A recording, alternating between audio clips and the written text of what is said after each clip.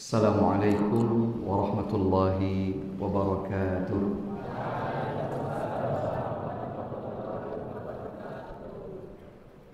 Alhamdulillah hamdan katsiran tayyiban mubarakan fihi kama yuhibbu rabbuna wa yarda.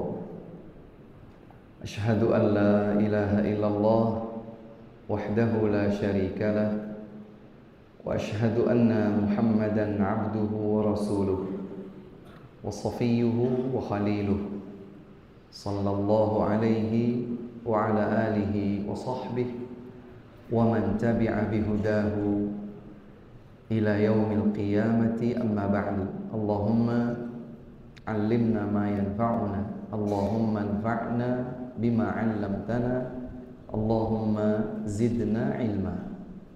Allahumma inna nas'aluka ilman nafi'an, Allahumma inna na'udzubika min ilmin la yanfa' wa min qalbin la yakhsha' wa min nafsin la tashba' wa min du'ain la yusma'. Allahumma inna na'udzubika min haula'il arba'. Thumma amma ba'du. Apa kabar santri sekalian? Sehat, Masya Allah. Awal tahun pelajaran baru, tahun pelajaran 2025-2026. Alhamdulillah, salah satu di antara nikmat paling besar yang Allah Subhanahu wa ta'ala anugerahkan untuk antum adalah berada di tempat sebaik ini. Ini tempat baik atau bukan? Di pesantren itu tempat baik atau bukan? Kenapa baik? Karena mempelajari ilmu. Ilmu apa? Ilmu agama. Masya Allah.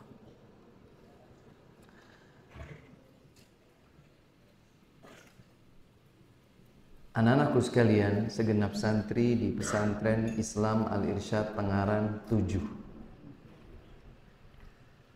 Ustadz juga alumni pesantren Islam Al-Irsyad Tengaran Pusat dulu. Di sini Piat 7. Mungkin yang antum jalankan, yang antum rasakan, pernah dulu Ustadz rasakan juga. Terutama santri baru ya. Tapi mungkin santri lama pun ketika sebelumnya sebagai santri baru merasakan yang Ustadz rasakan waktu itu, tahun 90-an. Sudah lahir belum?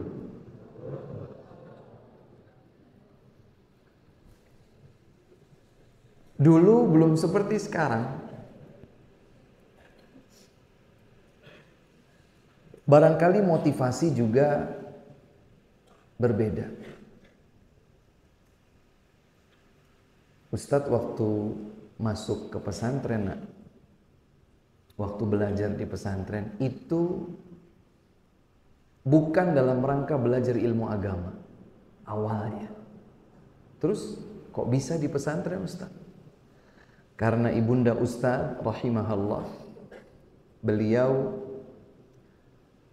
seorang ibu yang disiplin dalam masalah belajar. Saking disiplinnya, Ustadz itu malah kurang sejalan dengan cara belajar. Beliau begitu rapi menata segala sesuatu terkait dengan pendidikan. Ustadz tidak begitu. Maka yang ada di dalam benak pikiran waktu itu, kelas 6 SD, Ustadz hanya berpikir bagaimana caranya saya belajar tapi tidak dengan metodenya ibu rahimahullah. Ya sudah, pesantren saja. Sampai kemudian alhamdulillah diterima di pesantren Islam Al-Irsyad. Waktu itu belum ada Al-Irsyad 1, 2, 3 dan seterusnya. Hanya ada pesantren Islam Al-Irsyad. Fasilitas Masya Allah jauh nak dibandingkan dengan yang antum dapatkan di sini misalnya, Masya Allah. Tengaran dulu, jauh. Begitu mulai belajar, bingung. Kenapa bingung? Karena mata pelajarannya betul-betul asing dibandingkan mata pelajaran yang dulu dipelajari waktu di SD. Ada bahasa Arab, nahwu, sharaf, ta'bir, insya, khat, semuanya asing. Tidak mengenal bahasa Arab satu kata pun.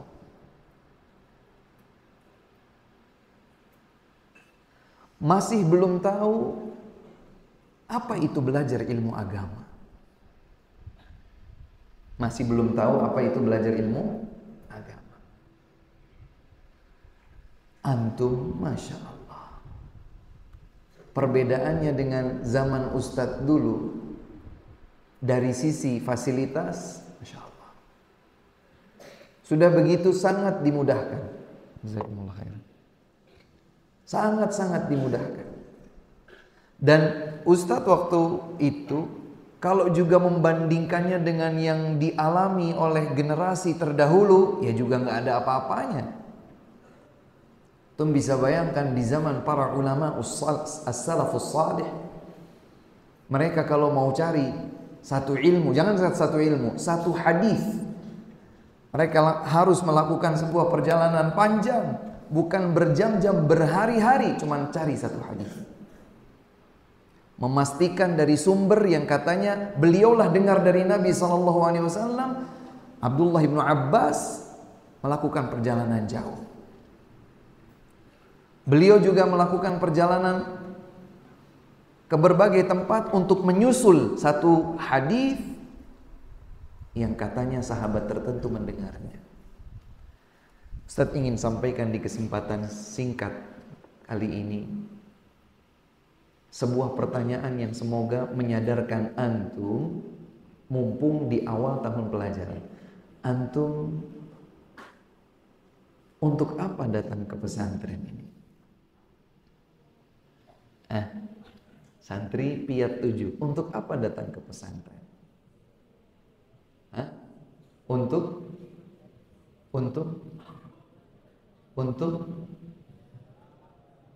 belajar. Belajar untuk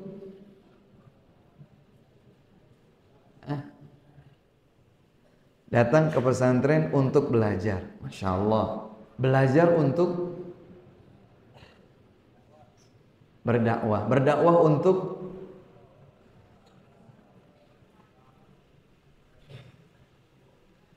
Ustadz ingin mengajak antum di waktu yang singkat ini, jadilah seorang yang visioner.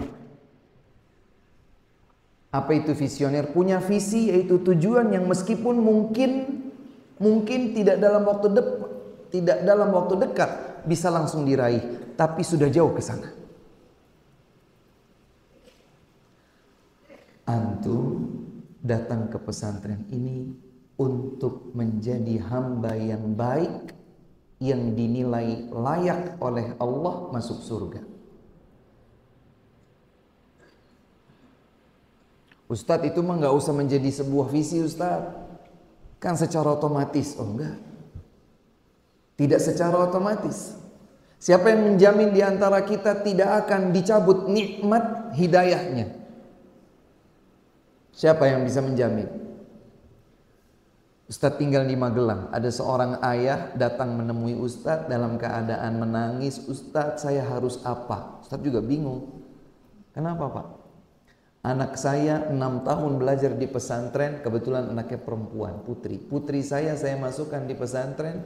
Begitu lulus Ustadz, sekarang copot jilbab dan meminta kepada saya untuk menyerahkan kartu keluarga, mau dia bawa ke kantor urusan agama untuk merubah keterangan bahwa dia sekarang sudah bukan muslimah.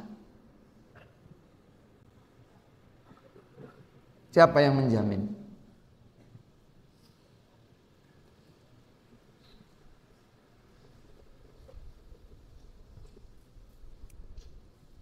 Gak ada yang menjamin.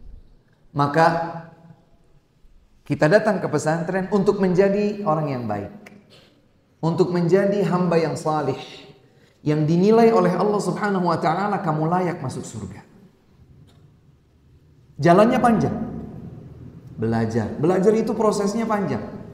Ini santri-santri baru, adaptasinya banyak, adaptasi cuaca, adaptasi kegiatan. Biasanya di rumah makan langsung ngambil, sekarang ngantri. Kamar mandi tinggal masuk, sekarang ngantri.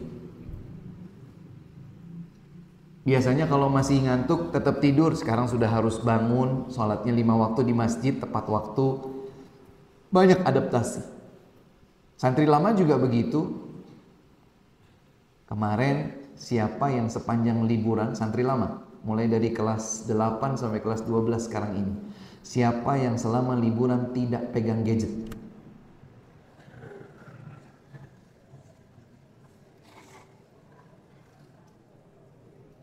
Nggak ada rasanya.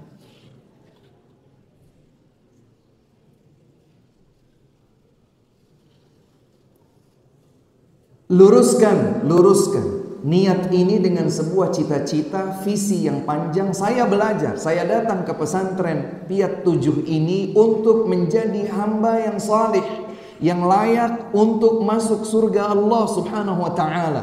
Maka yang dilakukan itu panjang.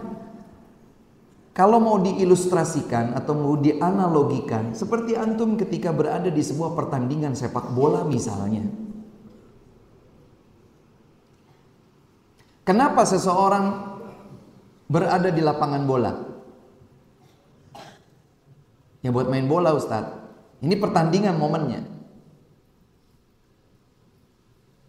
Untuk main bola, Ustadz. Iya, main bola untuk apa? Untuk menang, Ustadz. Menang untuk apa? Untuk dapat hadiah, Ustadz. Hadiah untuk apa? Terus di ujungnya di mana? Ketika dia main bola, dia harus siapkan segala sesuatunya. Kostumnya, kaos kakinya, sepatunya, dekernya, macam-macam. Dia juga fisiknya harus sehat. Dia juga sudah latihan, sudah koordinasi, sudah kerjasama, sudah ini, sudah banyak hal yang dipersiapkan. Itu analogi kecil. Sementara kita di dunia ini juga sebentar, nanti kemudian pada akhirnya kalau nggak di persimpangan surga, waliyadzubillah dilemparkan ke neraka. Nah, datanglah ke pesantren. Setiap kali datang ke pesantren, aku ingin jadi hamba yang salih untuk dianggap layak masuk ke surga. Perjalanannya panjang, maka banyak yang memang harus dilakukan. Sabar.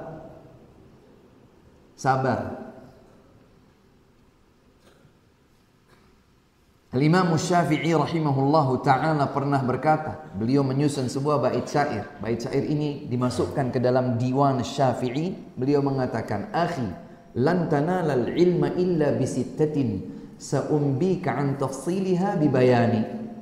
Saudaraku,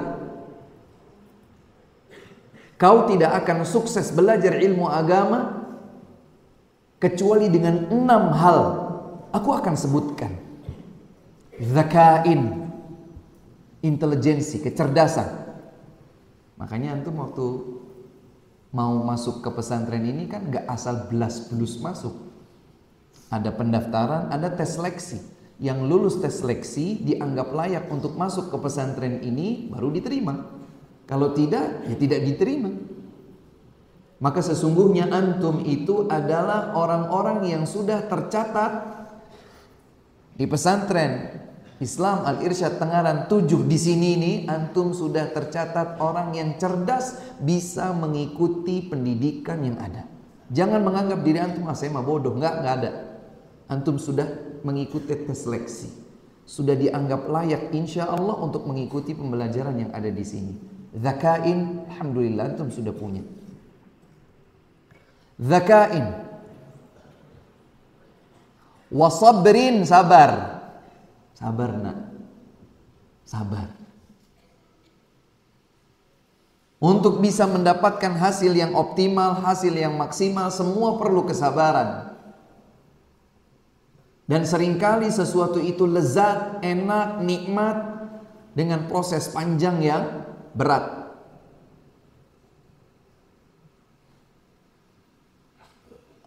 Antum suka gulai? Gulai itu apa di sini ya?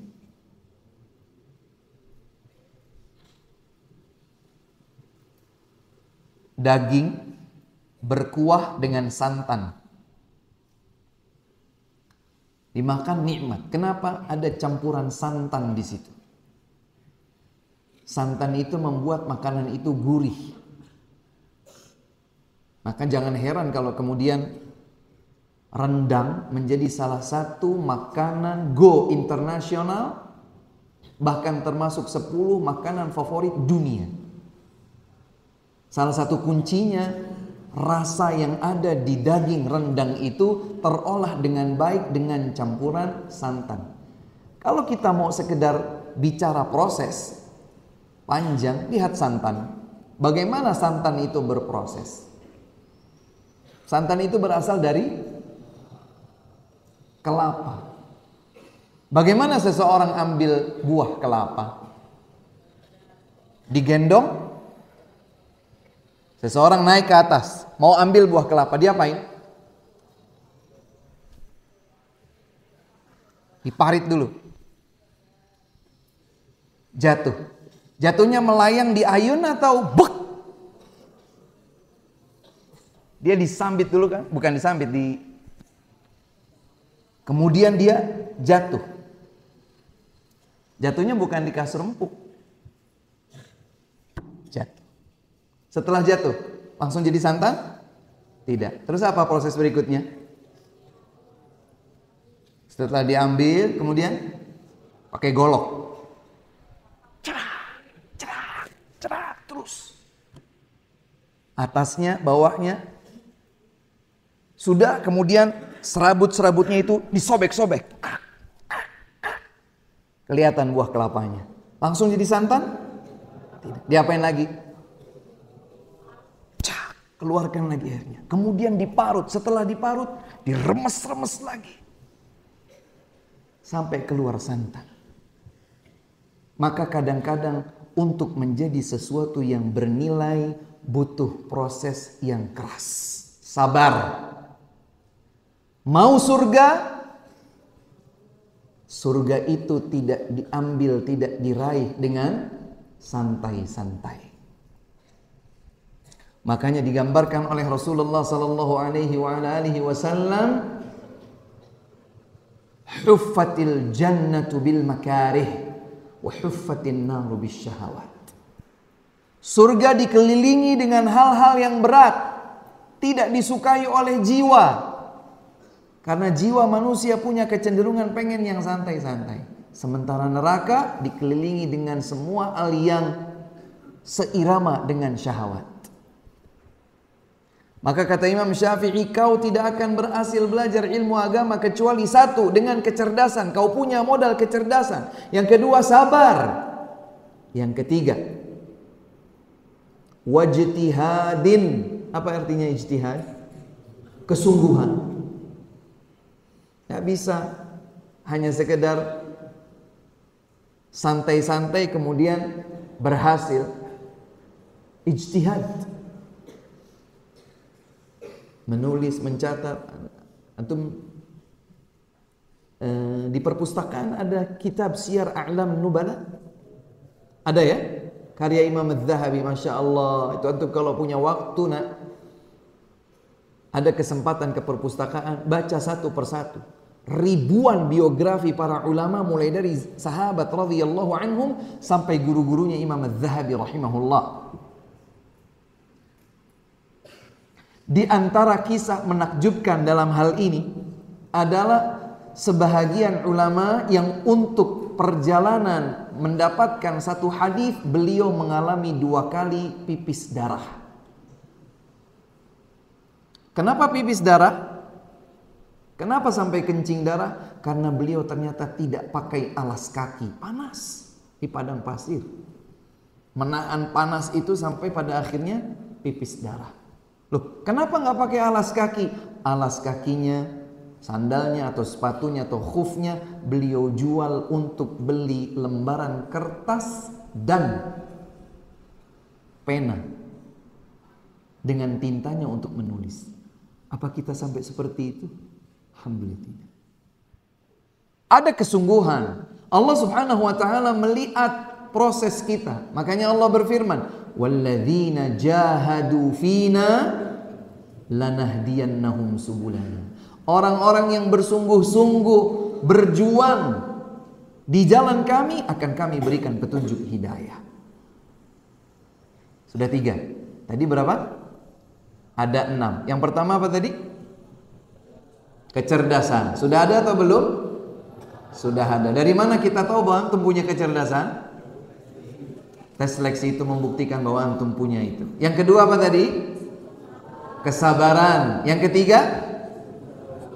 Kesungguhan. Yang keempat, wabulghatin. Bekal. Butuh bekal. Antum bisa sampai ke pesantren ini, orang tua antum perlukan bekal. Bekal perjalanan, transportasi.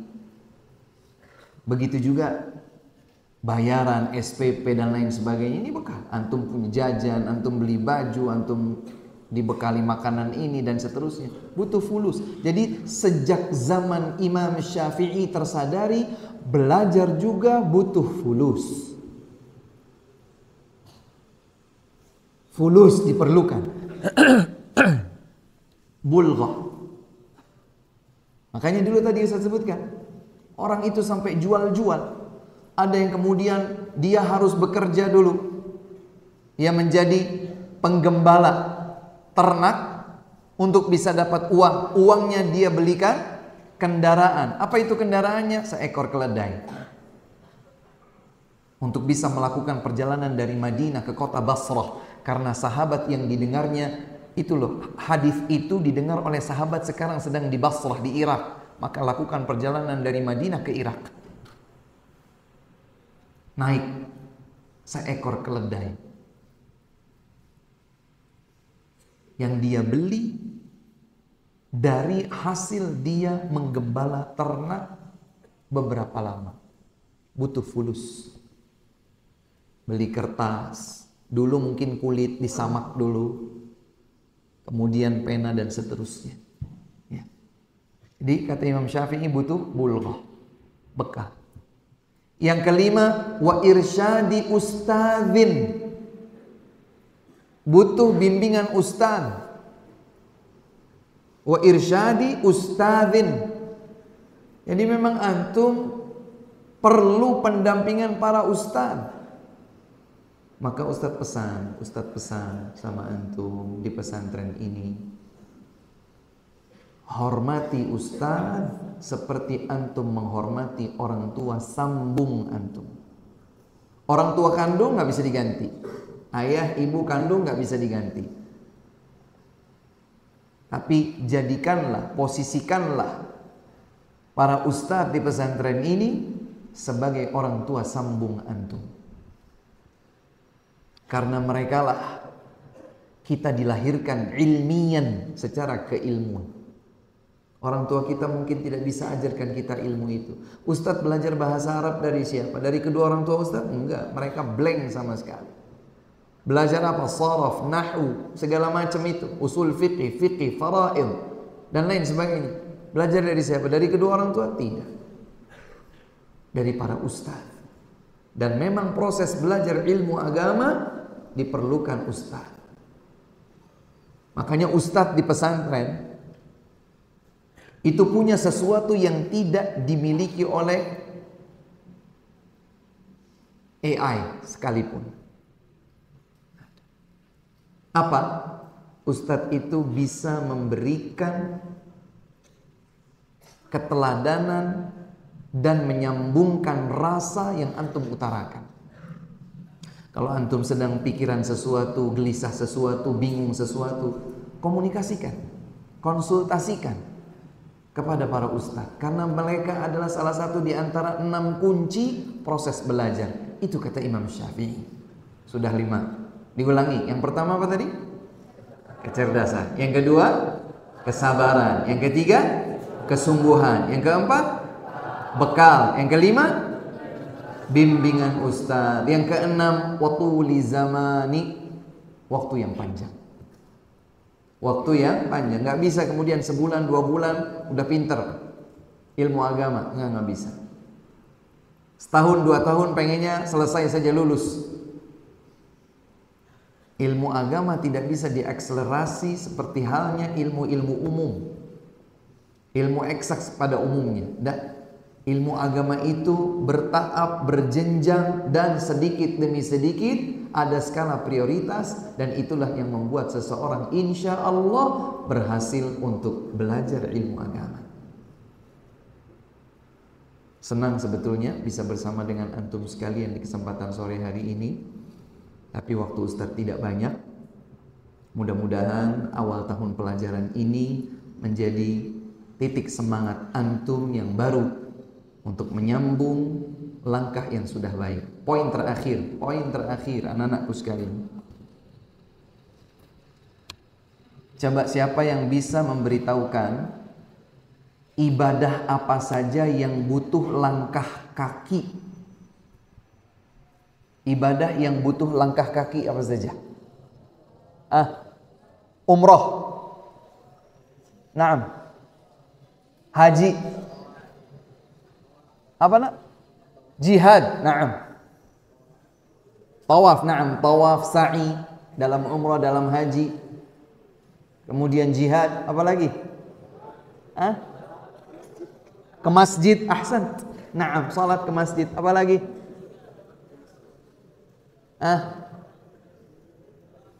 Tawaf, sa'i, baik dalam umrah ataupun haji. Kemudian jihad. Kemudian salat. Kemudian apa lagi? Salat di masjid.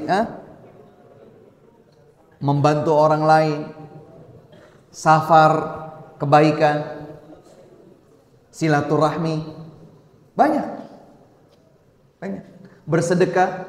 Kadang-kadang kita harus melangkahkan kaki dulu kemana? Masukkan uang ke kotak infak misalnya.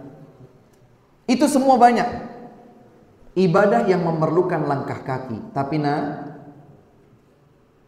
hanya satu yang Nabi sebutkan secara eksplisit. Langkah ibadah yang akan memudahkan seseorang masuk ke dalam surga, yaitu langkah talabul ilmi. Man salaka tariqan yaltamisu fihi ilman sahhalallahu lahu bihi tariqan ilal. Masya Allah. Secara jelas lugas, sahhalallahu lahu bihi tariqan ilal jannah. Seperti cita-cita antum di awal tadi. Kenapa datang ke pesantren ini? Untuk belajar. Kenapa belajar? Agar dapat ilmu. Kenapa dapat ilmu? Agar bisa begini, bisa begitu. Ujungnya apa? Pengen masuk surga. Antum datang ke pesantren ini untuk menjadi hamba yang baik, hamba yang saleh, yang pada akhirnya dipersilahkan dengan terbuka masuk ke dalam surga. Maka langkah-langkah kaki dalam proses belajar ilmu agama itulah yang satu-satunya disebut oleh Nabi SAW memudahkan seorang hamba masuk ke dalam surga.